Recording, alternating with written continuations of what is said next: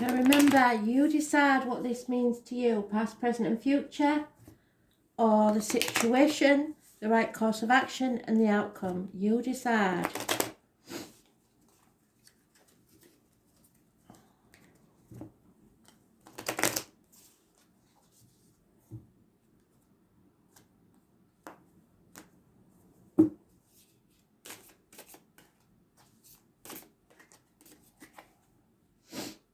Number 5, changes. 5 is always changes.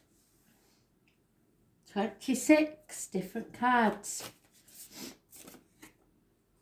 And numbers may mean something. And 64. And the external energy is the number 14. So,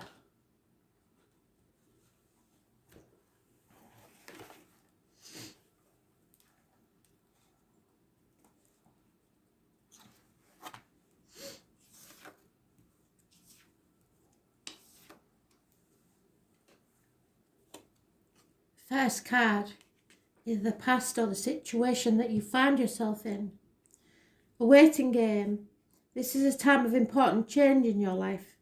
You have reached a critical point and there will soon have to be some major alterations to both your circumstances and direction. However, at this precise moment the nature of the changes are unclear and the way forward is obscured. This uncertainty may cause anxiety, and it is in this area that nourishment is needed. This is not the time to simply grit your teeth and soldier on, or to let anxiety get the better of you. Instead, try to take care of yourself.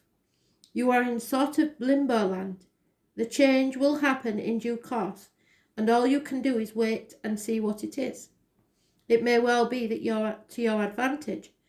In the meantime, make sure that you look after yourself properly and do not dissipate your strength. It will be much needed when the events unfold in the fullness of time. And that's what Spirit's been telling us for a very long time, isn't it? So the right course of action or your present situation. 26.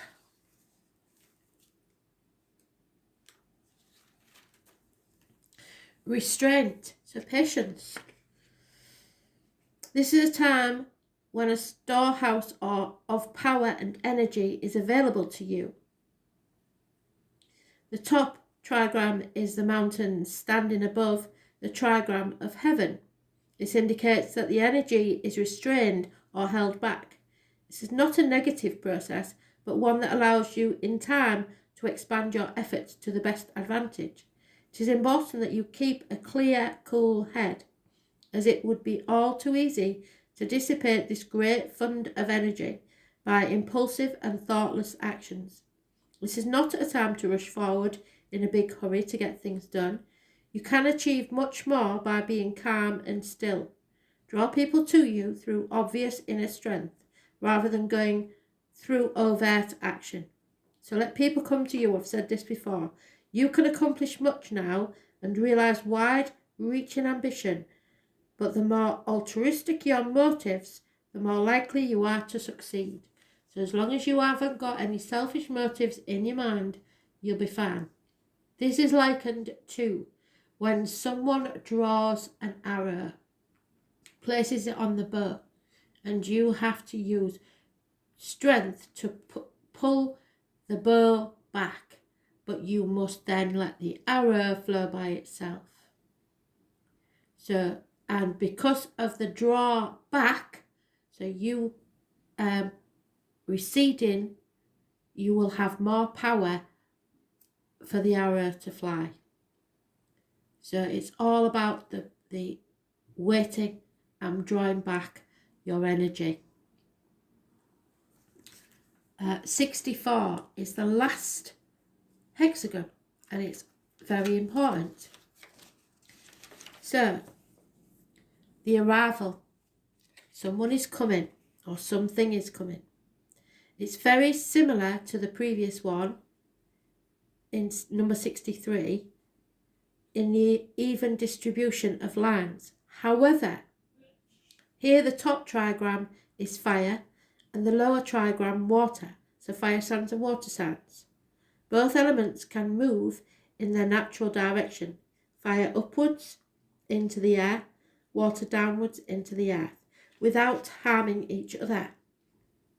There are differences there, which must be overcome if the situation is not to break down altogether. So fire and water sign may be involved.